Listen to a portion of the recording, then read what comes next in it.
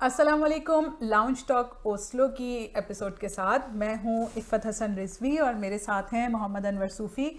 آج ہم ڈسکس کریں گے اسرائیل اور ناروے کے ریلیشن کو. اس کو لارجر پکچر میں نہیں دیکھیں گے, اس کو اسپیسیفکلی جو عرب اسرائیل تنازع ہے جو کہ ہر سال ایک سیزن کے طور پہ ابھر کے سامنے آتا ہے. لگتا ہے جس طرح موسم بہار ہے, خزاں ہے, اسی طرح سے فلسطین اور اسرائیل کا جو تنازع ہے اس کا بھی ایک موسم ہوتا ہے, اور وہ خاص موسم ہوتا ہے رمضان کے مہینے میں. کچھ نہ کچھ ایکٹیویٹی وہاں پہ, کچھ نہ کچھ کانفلکٹ یا ٹینشن ہمیں نظر آتی ہے. اسی حوالے سے بات کریں گے. صوفی صاحب, کچھ عجیب سی بات نہیں ہے کوئنسیڈنس کے ہر سال ایرپٹ ہو جاتا ہے؟ میرا یہ خیال ہے کہ اس وقت اول تو عالم اسلام اکٹھا نہیں ہو سکتا. اگر اکٹھا بھی ہو جائے تو اسرائیل کا کچھ نہیں کوئی بھی بگاڑ سکتا, کیونکہ اسرائیل نہیں ہے. اسرائیل کی گارنٹی, ایگزسٹنس کی گارنٹی برطانیہ سے اب چھن چکی. پہلے برطانیہ نے دی تھی, لیکن اب اس کی گارنٹی جو ہے وہ امریکہ سے ہے کہ اسرائیل نے ایگزسٹ کرنا ہے. اور وہاں سے مٹھی بھر وہاں جیوز ہیں امریکہ میں, لیکن وہ پورے امریکہ کو گھما رہے ہیں. ہم میں اتنی قابلیت کہاں آئی؟ ہم تو اپنے ملک کو نہیں چلا سکتے. ہم نے دوسرے ملکوں میں اپنا اثر رسوخ کیسے بنانا ہے؟ تو یہ تو آپ رہنے دیں کہ مسلمانوں سے ہاں زبانی جمع خرچ کے لیے موقع مل جاتا ہے کہ ہوتا ہے. ان کے فلسطین کے ایک طرف جارڈن ہے, جارڈن نے اسرائیل کو تسلیم کیا ہوا ہے, تو ایک طرف سمندر ہے اور ایک طرف مصر ہے. مصر بھی نے بھی تسلیم کیا ہوا ہے, تو فلسطین کہاں جائیں گے؟ ابھی یہ آپ دیکھ لیں گے کہ 1-2 سال میں یہ ڈکلیریشن آ جائے گی کہ یہ سارا علاقہ اسرائیل کا ہے اور یہ مسلمان ہماری اقلیت ہے, اور ایز اے اقلیت ان کو ہم بہت احترام سے عزت سے رکھیں گے, ان کو ہم کچھ نہیں کریں گے. لیکن وہ ہو جائیں گے یہ سارے. یہ میرا ہی خیال ہے.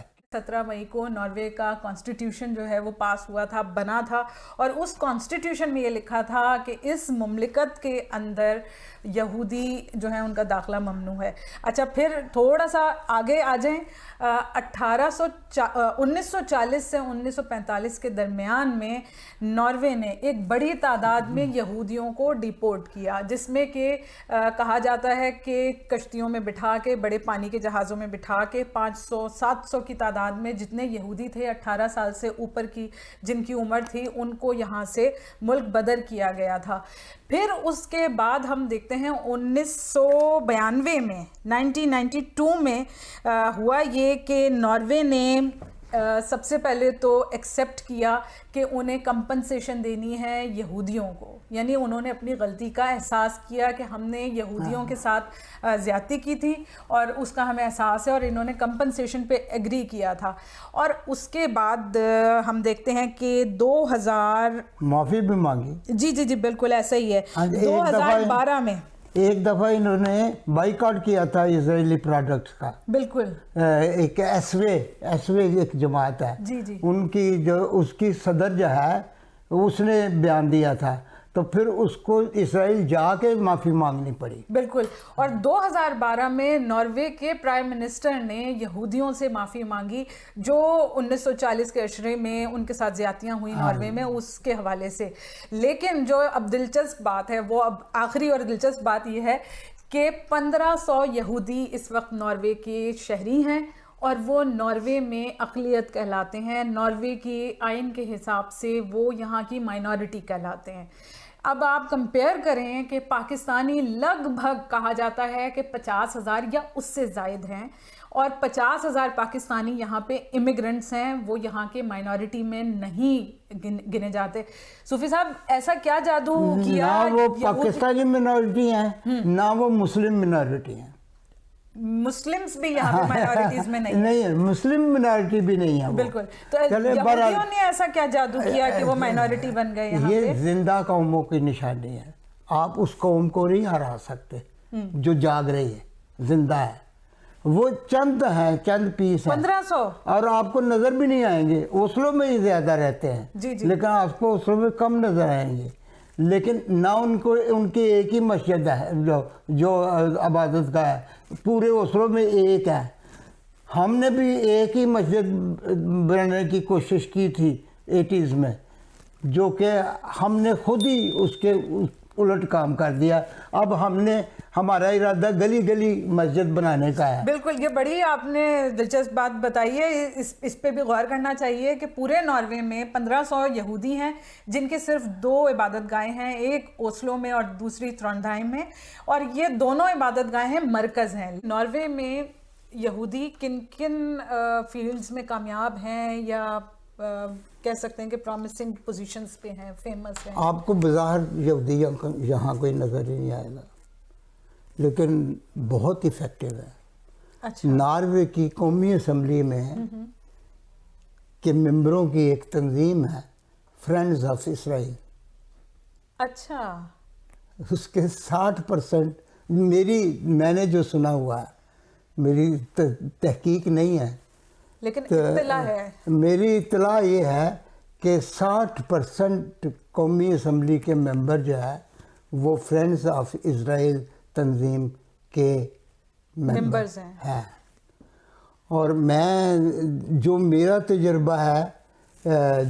تجربہ ہے ناروے کی سیاست کا، کیونکہ میں تقریباً ساری پارٹیوں کے بیچ میں سے ہو کے گزرا ہوا ہوں as a student, Hare party کے اندر ایک گروپ ہے جو اسرائیل کا فرینڈ ہے۔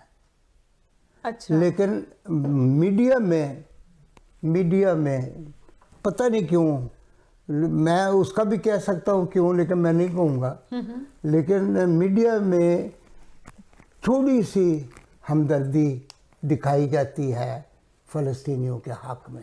صوفی صاحب، 1993 میں اوسلو اکارڈ ہوا تھا جس پہ سائن کیے تھے اسرائیل اور فلسطین نے جب یاسر عرفات زندہ تھے۔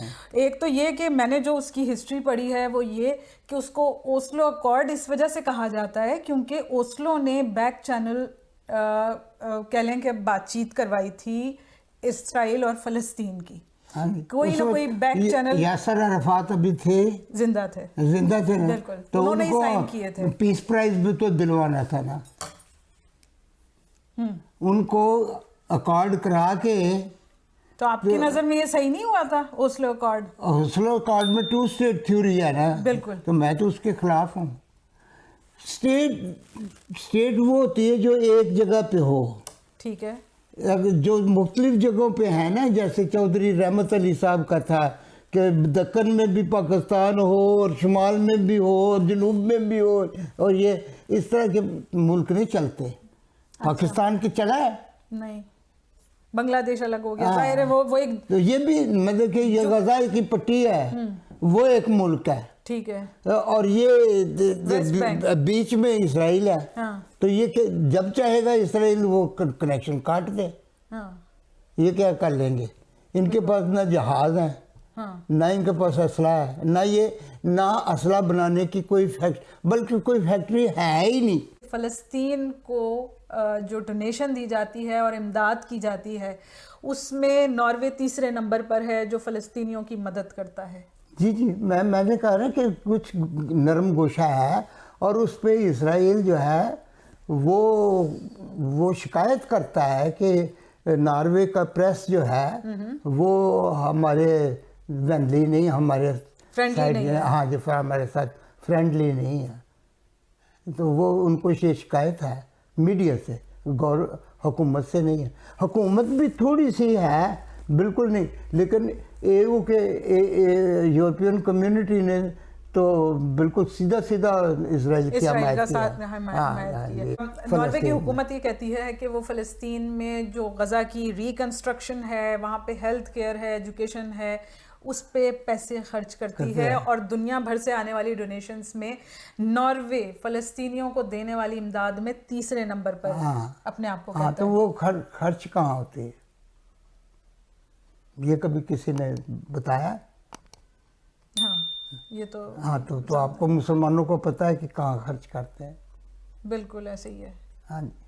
اچھا تو صوفی صاحب ہم کہہ سکتے ہیں بلکہ ابھی کل کی ہی بات ہے کہ اقوام متحدہ کی سیکیورٹی کونسل کے اجلاس کے بعد جو پریس بریفنگز ہوئی تھیں اس میں ناروے نے بڑا سنبھل کے نا درمیانہ رستہ اختیار کیا ہے. اس میں انہوں نے کھل کے اسرائیل کی حمایت نہیں کی ہے اور یہ اور چائنا ساتھ کھڑے تھے اس معاملے میں.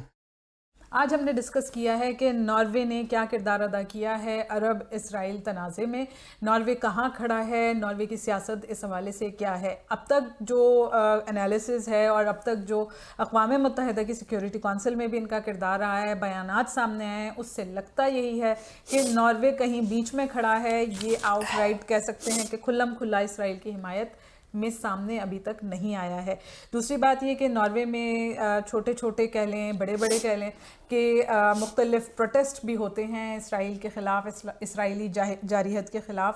اس حوالے سے بھی کوئی کہہ سکتے ہیں کہ ناروے کی حکومت میں کوئی پابندی نہیں ہے اس کو فریڈم آف ایکسپریشن کے نام پر اس طرح کے جو مختلف مطالبات سامنے آتے ہیں یا احتجاج ہوتے ہیں ان کو الاؤ کیا جاتا ہے ناروے میں. تو یہ بھی ایک بات ہے. تو ہم کہہ سکتے ہیں آل ان آل کہ ابھی تک ناروے بالکل کھلم کھلا اسرائیل کی حمایت میں نہیں ہے.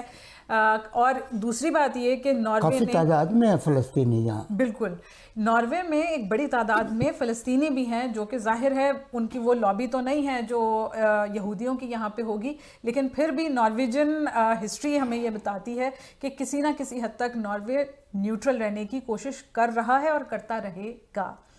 اور مزید مختلف جو دلچسپ موضوعات ہیں اس کے ساتھ ہم پیش ہوں گے. صوفی صاحب کا تجزیہ آپ سنیں گے.